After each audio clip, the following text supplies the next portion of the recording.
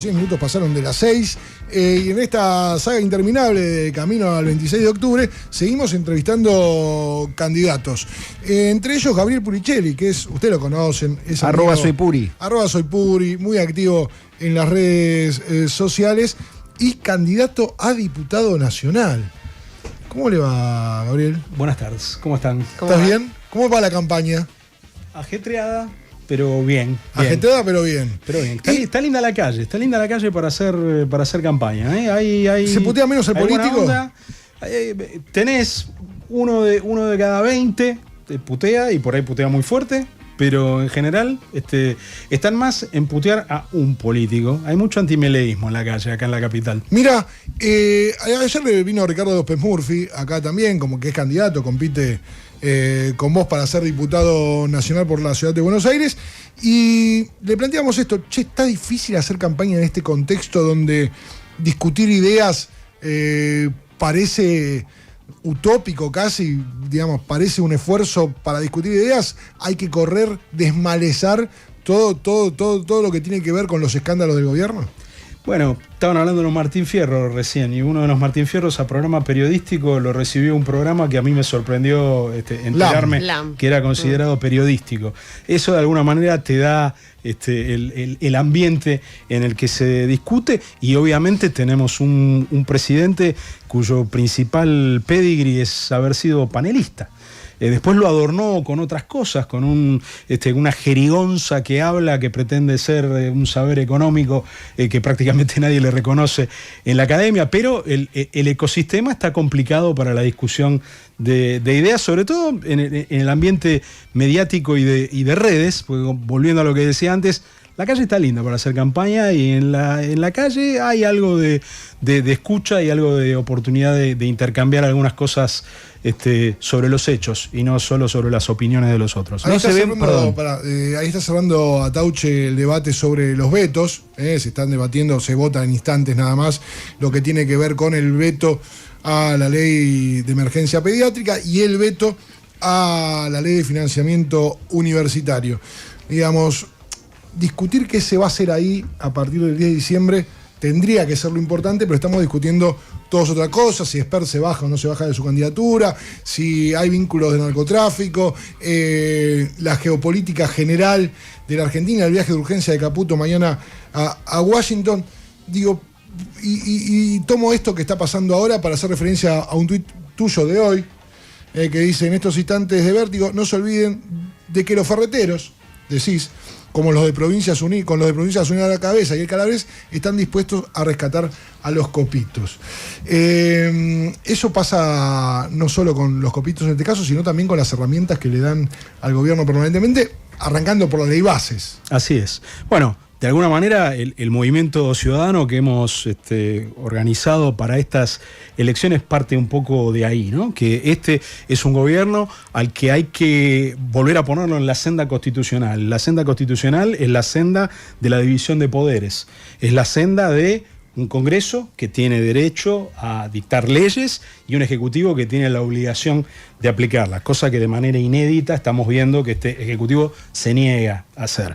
Y aún estando en minoría, este gobierno ha sido capaz de imponerse al Parlamento, de romper completamente el equilibrio de poderes por la deserción de la Corte Suprema y del Poder Judicial en general, pero también porque dentro del Congreso, diputados y senadores que fueron electos por listas distintas de las del gobierno y que por lo tanto han sido electos para equilibrarlo, para ser técnicamente oposición, porque oposición no quiere decir obstrucción, quiere decir jugar un papel distinto y defender un programa distinto en el Congreso. Y sin embargo, ha habido quienes, siendo electos para oponerse y para equilibrar, han optado, por eso decimos ferreteros, por darle al gobierno las herramientas para una tarea de demolición que está llevando a cabo en este momento. Y el 26 de octubre, de alguna manera, lo que se juega es eso: si vamos a fortalecer la oposición y sobre todo si nos vamos a asegurar que los ciudadanos opositores, que hoy son, no me cabe ninguna duda, mayoría en la Argentina y mayoría en el país, van a elegir gente que vaya al Congreso a oponerse dentro del marco constitucional, pero sobre todo, de vuelta, a encarrilar en la Constitución a un gobierno que viene rompiendo los guardarrails constitucionales de manera sistemática. ¿Guido? No, te iba a consultar por un segundo, digo, por este tema de la campaña. Decías, es un buen momento para hacer campaña. ¿Ves gente haciendo...? Yo creo que es una campaña muy, muy atípica, y ayer un dirigente de otra fuerza me decía, ya la campaña, la mesita, el recorrido, lo que se muestra para los medios, ya no vale más las redes, vale más el canal de televisión, ir a la radio. ¿Por qué para vos sí vale la pena hacer campaña en la calle? Obviamente vale todo, ¿no? No hay que descartar ningún medio para llegar legítimamente a nuestros conciudadanos. Pero me parece que hay un momento de escucha del ciudadano que inevitablemente es el de estar en la calle. Si las redes funcionaran con un poco más de moderación, si Twitter no se hubiera transformado en el X de Elon Musk y hubiera un garante de los debates en esa instancia, probablemente las redes podrían ser también un lugar de escucha. No lo son cámaras de eco y lugares donde vociferar. Pero cuando uno se para, como este fin de semana que estuvimos en Parque Saavedra, en Plaza Echeverría, en Villa Urquiza, con nuestro candidato a senador Esteban Paulón, la gente inevitablemente se acerca por motivos de los más variados. El que se acerca porque quiere efectivamente iniciar una conversación sobre política, porque está interesado en definir su voto. El que lo ve a Esteban, que empieza a calificar como famoso y se quiere sacar una foto. Cualquier pretexto es bueno, pero me parece que que es irrenunciable hacer campaña tradicional, aunque obviamente hay que duplicarse, triplicarse y decuplicarse para, además de estar en la calle, estar acá, estar en las redes. Pero me parece que hay un momento de escucha que es irrenunciable, y me parece que el momento de escucha es el que más han abandonado los políticos contra los cuales estamos compitiendo en estas elecciones. Ahora, Gabriel, vos decís, bueno, la mayoría de la sociedad argentina es opositora. Las encuestas que uno puede ver, el 70% no votaría por el gobierno, entre el 60 y el 70% le daría la espalda al gobierno en las próximas elecciones. En ese marco aparece el peronismo como fuerza más opositora. Cuando le hablas al votante, al que se acerca a la mesa, decís, che, votame a mí como opositor, que voy a ser mejor opositor que el peronismo. ¿Por qué? A ver, no se trata tanto de medirse contra otros opositores, sino de, en primer lugar, garantizar que si vos sos opositor, tengas un representante que vaya y se oponga. Va a haber muchos que no van a cambiar su voto al peronismo, va a haber muchos que no van a cambiar su voto al Frente de Izquierda, va a haber muchos que van a volver a votar a Natalia de la Sota en Córdoba, y efectivamente se estarán asegurando una voz opositora en el Congreso. Ahora, vos lo decías, 60-70% no está dispuesto a votar al gobierno, una cifra parecida no está dispuesta a votar al peronismo. Nosotros no venimos a hacer campaña contra el peronismo porque el gobierno es otro, pero sí venimos a ofrecer una alternativa de modo tal que ese 60-70% de opositores sentemos 60-70% de opositores en las bancas del Congreso en la próxima elección. Y esa es la responsabilidad. Opositores de verdad, decís. Efectivamente, que tengan nosotros le podemos mostrar a la gente el checklist de Esteban Paulón durante este año y medio. No lo van a pescar en un renuncio, ni ante la ley base, ni ante el decreto 7023, ni ante la remoción de expert de la presidencia de la Comisión de Presupuestos, donde Esteban ayer mismo estuvo batallando para que esa vergüenza no siga manchando la Comisión de Presupuestos. Entonces me parece que ahí hay una... Y en Capital nuestra responsabilidad es mucho más grande, porque en Capital sabemos que también el 60-70% son opositores, y la verdad que con los mejores candidatos y con candidatos de perfil no peronista, el peronismo se detiene sistemáticamente ante un techo de menos del 30% de los votos. Y no puede ser que consintamos esa situación y que le terminemos dando, hay sobreoferta en la ciudad de Buenos Aires, ¿no? Y que uno las paso, ¿no? Lo que más hay son ferreteros. es gente que va a estar haciendo campaña con alguna crítica al gobierno y que tiene guardada una caja de herramientas para regalarle en el próximo ciclo parlamentario al gobierno. Ahora, vos decís, nosotros no somos ferreteros, queremos ser una oposición dura con Gabriel Puricelli, estamos hablando, candidato a diputado de Movimiento Ciudadano, que lleva como candidato a senador a Esteban Paulón.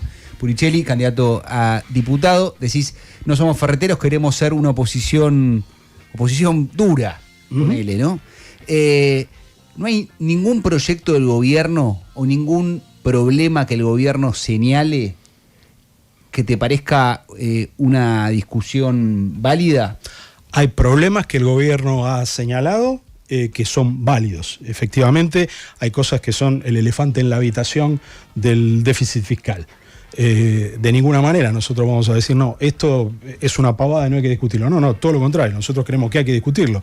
Ahora, nos vemos en la situación de, primero, tener que discutir la calidad del ajuste que se hizo, la justicia del ajuste que se hizo, el despilfarro que convive con el ajuste que están haciendo 200 empleados en la vocería de Manuel Adorni, que es probablemente el funcionario más improvisado de todo el gobierno. Es una persona que sale a pelo con un micrófono adelante y no hay modo de justificar que haya habido no 200, sino 2 personas trabajando para él. Para un vocero que llega y no tiene un papel arriba de la mesa. Un vocero que tiene tiempo para tener hasta hace poco un streaming en horario de trabajo, digamos, cosas que nadie dice. Entonces, no, efectivamente sí, el gobierno no solo ha planteado algunas cosas que hay que discutir y que no hay que eludir de ninguna manera, pero todas las soluciones que tiene a todos los problemas válidos que ha planteado son soluciones equivocadas. O sea, y este es un gobierno que por su extremismo es un gobierno respecto del cual, bueno, a nosotros no nos tiembla la voz en decir que estamos en contra de todo lo que el gobierno hace y de todo lo que el gobierno representa. Pero más allá de eso, porque digamos, uno escucha esto y alguien podría decir, bueno, con el obstruccionismo no vamos a llegar a ningún lado. De ninguna manera el planteo es obstruccionista, porque la Constitución, cuando establece la posibilidad del gobierno dividido, lo que en ciencia política se llama gobierno dividido, le da 2 papeletas al ciudadano en las elecciones cada 4 años. Vote un poder ejecutivo, vote un congreso. En ese mismo acto, la Constitución le está dando la posibilidad al ciudadano de elegir un presidente que le gusta por determinadas características programáticas, personales, de identidad política, lo que fuere, y de elegir potencialmente otra persona para el Congreso. Y la Constitución pretende, el espíritu de la Constitución pretende, que el contenido del gobierno sea el resultado de una ecuación que se resuelve entre ese presidente y este Congreso. Y acá tenemos un presidente que ignora completamente esto, que cuando dice que veta, lo dice porque se cree investido de la suma del poder público, y no es así. En países con constituciones como las nuestras, que son todos los países al sur de Canadá, porque todas nuestras constituciones están inspiradas en la primera constitución que ideó el gobierno dividido, que es la de los Estados Unidos, y la política pública tiene que ser el resultado de una pulseada permanente donde la política pública termina siendo el resultado de una correlación de fuerzas y no de la voluntad omnímoda de una persona, porque finalmente la Constitución la adoptamos para terminar con el delegado del monarca en el Río de la Plata, para terminar con la suma del poder público en una persona investida por Dios. Y me parece que en esta elección muy particularmente se juega eso, ¿sí? Ahora, ¿encarrilamos constitucionalmente al gobierno o no? Ahora, Gabriel, estamos charlando con Gabriel Puricelli, se acaba de rechazar el veto de Javier Milei en el Senado, el veto de la ley de emergencia pediátrica, 59 votos a favor de la insistencia, otra paliza para el gobierno en el Senado. Ahora en un ratito se va a votar el otro veto, el que tiene que ver con la ley de financiamiento educativo. Ahora, la problemática, vos decías recién, Gabriel, bueno, tenemos la Constitución para sacarnos rémoras monárquicas, vino a reemplazar el enviado del virreinato, ¿no?, del Río de la Plata y todo esto que conocemos bien. Ahora el presidente hace uso y abuso de esa Constitución y el Congreso no parece tener las herramientas suficientes, porque ante el rechazo de un veto, el presidente dice, promulga la ley y dice, no tengo los fondos para ejecutarla, la suspendo. ¿Qué hacemos con la justicia en Argentina? Bueno, ese es un gran desafío, porque vos decías recién, y no te ofenderás si te corrijo levemente, no. decías el presidente hace uso y abuso de la Constitución. El presidente abusa la Constitución. No la usa para nada. Porque efectivamente negarse a la aplicación de una ley que es el único mandato constitucional que tiene es aplicar la ley que le viene con insistencia. Claro, es ejecutar la ley, ¿no? De ahí viene ejecutivo. Pero efectivamente estamos completamente rengos porque no solo tenemos un Congreso, que por suerte lo estamos viendo ahora mismo.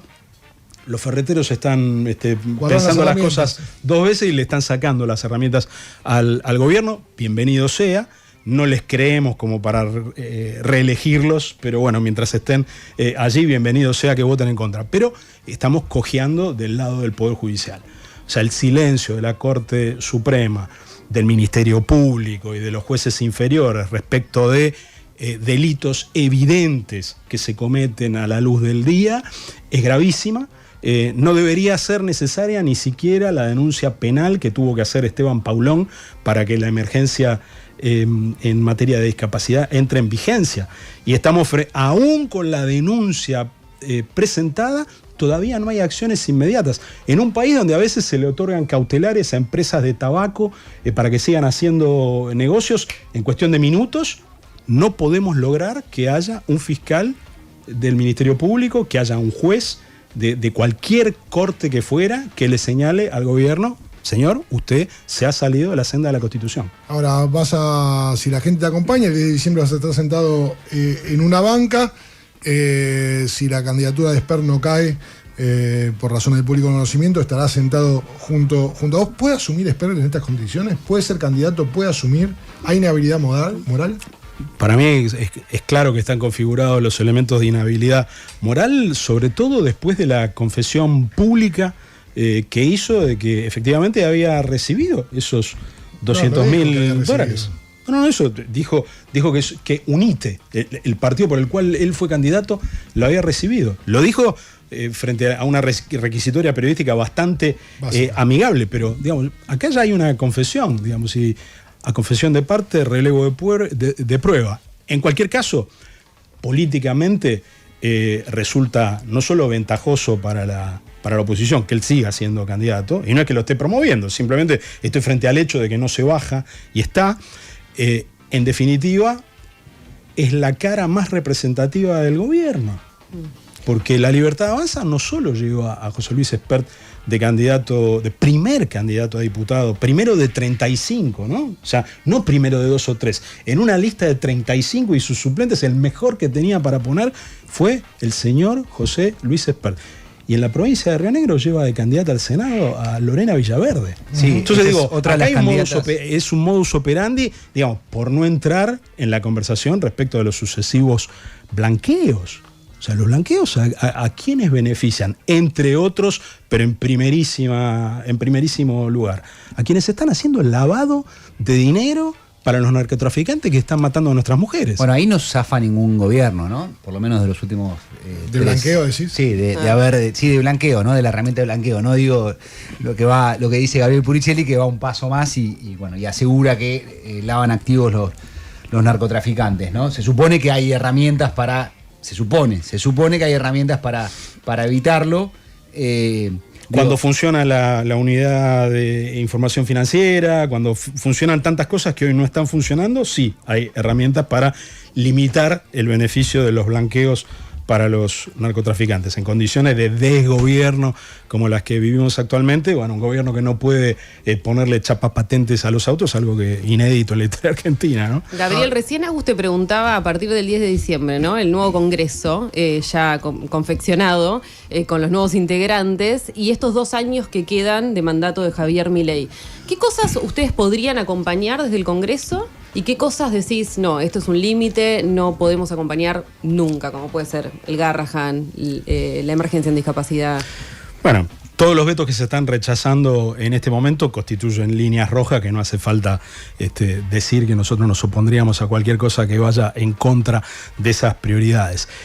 Al mismo tiempo, resulta muy difícil, con un gobierno tan obcecado, pensar en qué se podría coincidir. Sin embargo, el gobierno después de meses y meses de que toda la profesión de economistas, desde los más ortodoxos, desde Broda hasta los más heterodoxos, o sea, Roberto Frenkel, le digan tienen que acumular reservas. Si el gobierno a partir del 10 de diciembre concluyera que efectivamente va a acumular reservas y que necesita alguna normativa que acompañe una reconstrucción de la economía sobre bases mínimamente racionales y que puedan ser compartidas por un espectro amplísimo de la política y de los intereses sociales, bueno, por supuesto que ahí no habría ningún motivo para ponerse en la vereda de enfrente. No parece ser la lógica con la que están actuando, y la verdad que imaginar los próximos 2 años sin un cambio de actitud del gobierno, sin un cambio de actitud de la justicia que lo corrija cuando se vuelva a poner en conductas anticonstitucionales, se hace difícil. Pero vuelvo al argumento original, ¿no? Digamos, hay gobierno dividido, eso obliga a un diálogo, eso obliga a una política que no puede ser extrema. No, por definición no puede ser extrema. Hubieran sacado 2/3 de los votos, bueno, podrían hacer prácticamente lo que se les ocurra, pero no tienen ni siquiera el tercio de bloqueo, y esto lo querría subrayar, una de las cosas que le tenemos que negar a este gobierno el 26 de octubre es que alcance el tercio de bloqueo, el tercio necesario para seguir volteando vetos. Esa es una cosa que nos jugamos muy decisivamente el 26 y que todos juntos y en primer lugar los ciudadanos opositores podemos lograr el 26. Claro, 28 senadores serían y 87 diputados. Ahora, te escuchaba atentamente y hoy recordé una nota que escribió Román Lechman este mediodía en Infobae, dando cuenta de lo que decía Yuri Kosak, la vocera del fondo, y de este pedido, nuevo pedido del fondo al gobierno de Javier Milei, de que construya acuerdo político mayoritario para llevar a cabo las reformas. ¿Crees que el gobierno tiene chances de, teniendo el fondo en el medio y con la ideología que le conocemos al gobierno y con sus políticas públicas o las que intenta desarrollar, de conformar en el Congreso que viene un amplio consenso? Si no cambia de línea política, no. O sea, el gobierno se tiene que dar cuenta que lo que pide el fondo es imposible. A ver, creo que lo imposibilita el gobierno. O sea, no creo que nadie debiera, y por responsabilidad los que somos candidatos no deberíamos partir de la posición axiomática, no nos vamos a poner de acuerdo con nada, al contrario. Pero tiene que haber un cambio de actitud que se me ocurre dificilísimo, porque bueno, además conocemos las características de la persona que ejerce el liderazgo, ¿no? Acá hay una cosa que hace un tiempo escribió en el New York Times la escritora estadounidense Siri Husbeth, que criticaba a parte del periodismo por hacer lo que ella llamó sane washing, que es medio difícil de traducir, pero que es una especie de normalizar la insanía de determinadas posiciones políticas. Bueno, me parece que eso no seríamos honestos cuando le hablamos a la gente si no le dijéramos que en las medidas equivocadas del gobierno hay lo que un amigo mío llama un plus psiquiátrico, digamos. Hay posiciones que no solo son extremas, sino que sobre su condición de extremas son ulteriormente extremadas. Con eso no se puede dialogar. Con otro tipo de liderazgo o con un cambio radical de actitud del presidente se podría, pero ya es una conversación para otro día. Pero si nos pusiéramos a revisar incluso la historia laboral del presidente, bueno, nos daríamos cuenta que el presidente prefiere chocarse con la pared que mantener su cargo de planta en el Banco Central, su posición de economista jefe en el estudio Broda. Son todas situaciones donde el presidente salió eyectado por la ventana antes de ser presidente porque es incapaz de reflexionar ahora, y de modificar posiciones. Ahora, Gabriel, en ese marco que estás describiendo, bueno, vemos que lo que pide el fondo va a caer en saco roto, pero no por la oposición o por los distintos dirigentes opositores, sino por el gobierno. Ahora, más allá de eso, y yendo a lo electoral del 26 de octubre puntualmente, Fakan Ehampi, que nos acompaña todas las semanas, viene diciendo que una de las principales claves de la elección del 26 de octubre, como fue durante todo el año, tiene que ver con la participación. Vos decías hace un rato nada más, noto a la gente más receptiva. No sé, los números de la provincia de Buenos Aires, que se conocieron los definitivos hace unos días atrás, dijeron que el 61% del padrón votó, tan solo el 61% del padrón. ¿Crees que va a ser determinante la participación en la Ciudad de Buenos Aires, que va a haber poca participación? No sé si va a ser determinante, sí que es importante, y te agrego a lo que te decía de la calle, que efectivamente la gente está más receptiva.